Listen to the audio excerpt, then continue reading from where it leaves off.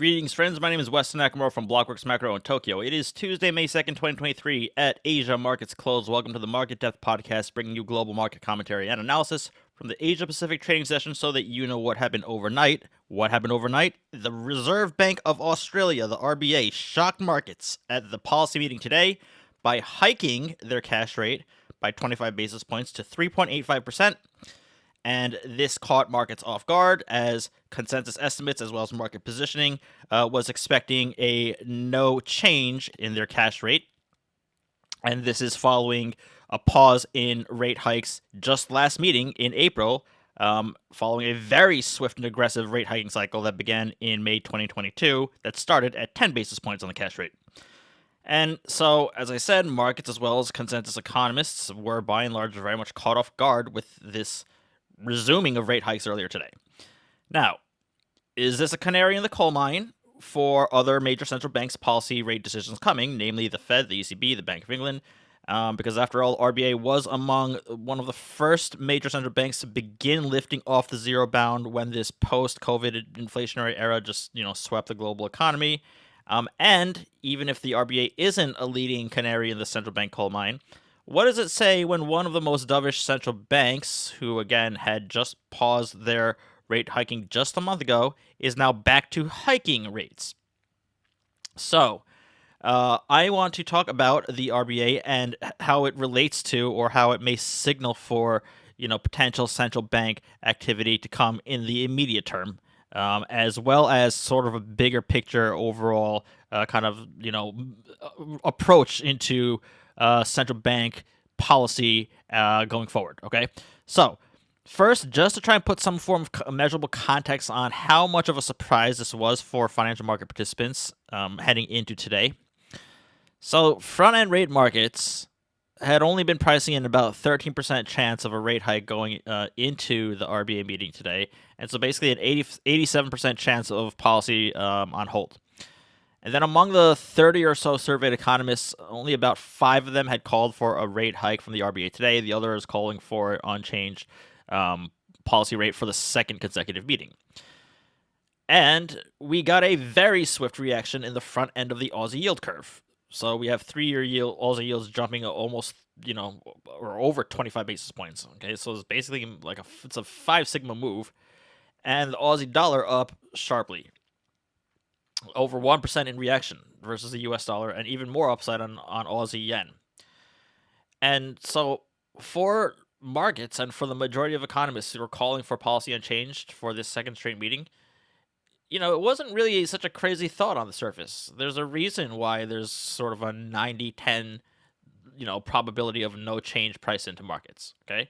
The reason is because just about a month ago, when the RBA put a pause on its rate hikes, the commentary from Governor Lowe of the RBA at the time was, quote, "The decision to hold interest rates steady this month provides the board with more time to assess the state of the economy and the outlook in an environment of considerable uncertainty." That's what Governor Lowe had said at the time of last meeting when the RBA decided to pause their rate hiking cycle. In other words, the RBA needed to see the effects and impacts of the long and variable lags of monetary policy, for which they even acknowledged that even the most recent hikes that they had already instituted in the cash rate had yet to hit the real economy, which is, say, mortgage owners that were getting absolutely strangled by this very rapid and sharp increase in the cash rate. But among many other issues, both economic and political, okay? And then just last week, we saw inflation in CPI finally see a downtick print to 7%. Now, 7% is obviously still too high, of course, hence them acting today, but it was at least in the right direction, or not in the wrong direction. So all of that, combined with this general notion of once a central bank stops hiking rates, the next move is for a cut, not for a continuation of a hike, right? All of that in aggregate set up for a market that was expecting, at the very least, no change in policy. But instead, we got a resumption of rate hikes. And then if you looked under the hood, and look, granted, this is all in hindsight, and obviously this is neither something that I had predicted, let alone been intently focused on in the first place, okay? But that said, It's not just about like headline inflation in Australia, nor is it about very sticky services inflation. CBA's chief economist, who said that, regarding Australia's CPI, quote, non-tradables inflation rose by 1.9% in the quarter to take the annual rate to 7.5%, he noted. In contrast, tradables, okay, i.e., imported inflation, rose by just 0.3% in the first quarter of 2023, and the annual rate dipped from 8.7% to 6.1%. So, in other words, it is no longer supply bottlenecks and shortages of imported goods driving prices up, but it's rather domestic demand, growing costs such as wages, and rising profit margins in some industries that is causing this inflation.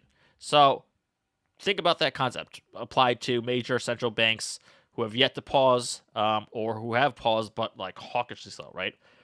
RBA is acting on or reacting on domestic matters, and it's not thinking in relative context to its major central bank peers. Now, this might sound very obvious to some of you, but it's also very not obvious to others, because they will argue that central banks are in the relative currency strengthening or weakening game, and indeed setting policy on a relative basis. What I'll say to that is that, look, even though currency markets aren't in the remit of major central banks and rather are, matters of governments and ministries of finance and elected officials, putting that point aside, to those people, I'd say, like, you really do have to look at policy setting as a response to domestic inflation and domestic matters in addition to just being a pure relative game, okay? It's not like just purely one or the other. And then one final takeaway from the RBA today, okay? This is regarding what central bankers are saying and what markets are believing or choosing not to believe with regards to what they're saying, and then what the outcomes have been so far, okay? Because obviously there's been a huge disparity between markets and what the central banks are guiding for. There's like a very big delta, right? And differing degrees, but nonetheless, markets are skeptical of what central banks are saying for a variety of different reasons. But let's just take a look at the kind of record so far, right? So when the RBA paused on rate hikes just a month ago, Governor Lowe at the time said that, quote, indeed, the board expects that some further tightening of monetary policy may well be needed to return inflation to a target within a reasonable time frame. So indeed, that was a hawkish pause.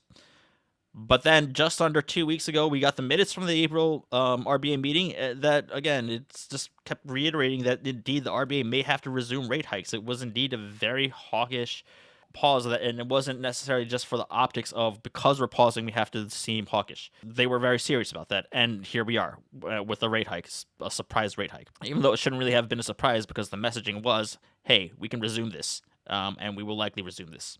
And resume they did. And by the way, even today's rate hike is not a dovish rate hike from the RBA either, right? Governor Lowe is saying that more rate hikes may come, today, acknowledging that yes, headline CPI reading has receded in the last, from the last print. Also, yes, acknowledging that there is much at risk from rate hikes, including growth, and yet all of that, nonetheless, taking all that into account. The rate hike today was necessary to combat inflation rates that are still too high in Australia, and more may very well come if high inflation persists in Australia. So what Governor Lowe had been saying is what he had delivered on. So where do we stand with the other central banks, latest messaging versus their actual policies delivered? First of all, Bank of Japan Governor Ueda saying no change to yield curve control, and then delivering on no change to yield curve control, despite market participants not believing the messaging. For those of you who know, I was part of that camp. Not completely, but skeptical. But again, but that's a somewhat different situation given that this is Ueda's first meeting, and I just simply didn't know who the guy was. And I still don't, as you guys know. But forget about Ueda, right? Because that's a very, abnormal situation given it's his first one. Just think back to the last decade or last even few meetings of Kuroda saying BOJ will remain with accommodative policies until goals of sustainable wage-driven inflation are met. That's what he said.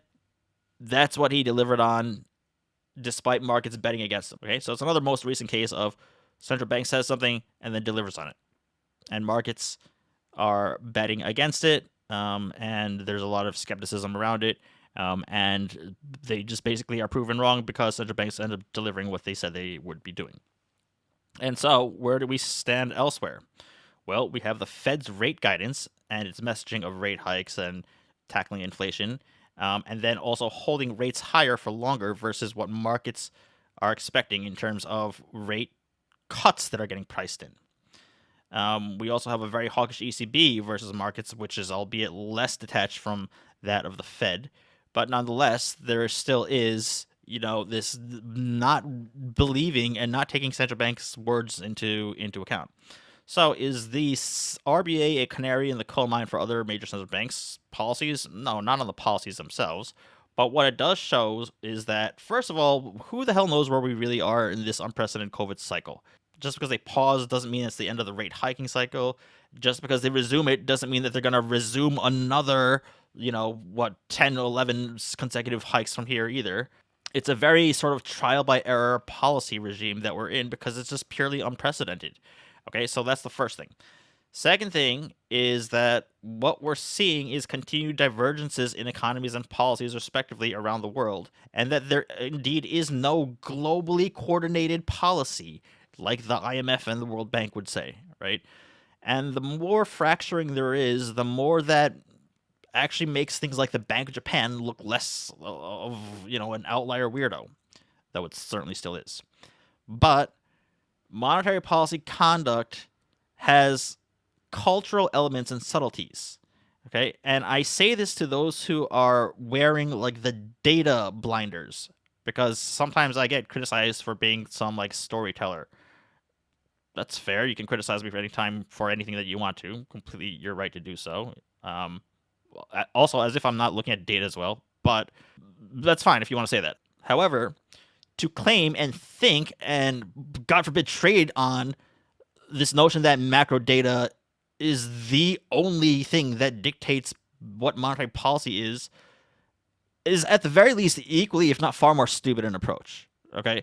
You have to be very aware that at the very least, there are cultural and other subtleties that exist among different central banks and regions. You have to at least acknowledge that those exist, let alone be aware of what they are and how to interpret them. Otherwise, just stay married to your data, keep shorting JGBs into Bank of Japan meetings, and keep getting your face ripped off. And then, lastly, perhaps we should listen to central bankers. We don't have to necessarily believe what central bankers are saying unconditionally or anything like that, but we should also not be unconditionally brushing off what central bankers say purely and simply because it came out of a central banker's mouth. Look, it doesn't matter if they're even policy mistakes. Ultimately, these are the people that are going to be setting policy. And so if they're going to say that this is what they're going to be doing, and they have a lot to lose by not doing it, as in being the boy who cried wolf, losing sort of jawboning credibility or jawboning efficacy for the future, well, they have a lot to lose just by lying, right? So if central bankers say that there aren't rate cuts coming in the United States in 2023, or if the Reserve Bank of Australia says that the rate hikes are, very much on the table, that this is a temporary pause, or that the Bank of Japan says that monetary policy is basically a continuation so far of the last regime, as this leadership transition is taking place, or whatever it may be, we need to give it some serious thought and consideration. Apart from data, apart from, markets are always correct and so on and so forth, right? I've discussed in several episodes about how the rate volatility in markets have basically just put market pricing so out of whack that there actually might be more alignment between market participants broadly and central bankers' guidance than markets themselves are reflecting. In other words, the market signaling mechanism is broken, but the general sentiment is actually kind of more or less in line. And then there aren't this major cohort of, the majority of financial market participants globally that are expecting rate cuts to come from the U.S. And then finally, I just want to wrap up with markets, currency markets, and the RBA today. Okay, so as I said yesterday in Market Depth, for the upcoming major central banks and their policy decisions this week, so the Fed, the ECB, the Bank of England, which is going to be in the following week, but in the immediate term, you can use JPY, the yen, as a base reference currency pair to see what the reactions are, the market reactions are for each of those respective central banks. In other words, as I said yesterday, using AUDJPY as an example, Aussie yen, right?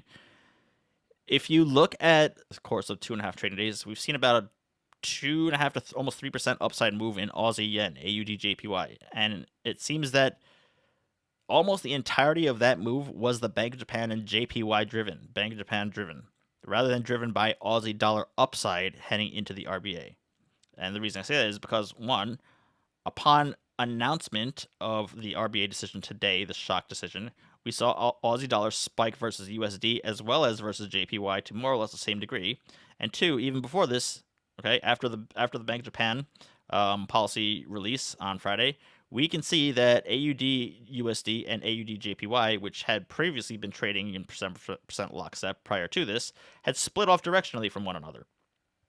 So that move, that upside move in AUD versus JPY, was basically the JPY part getting crushed, and really just the AUD almost kind of more or less staying static.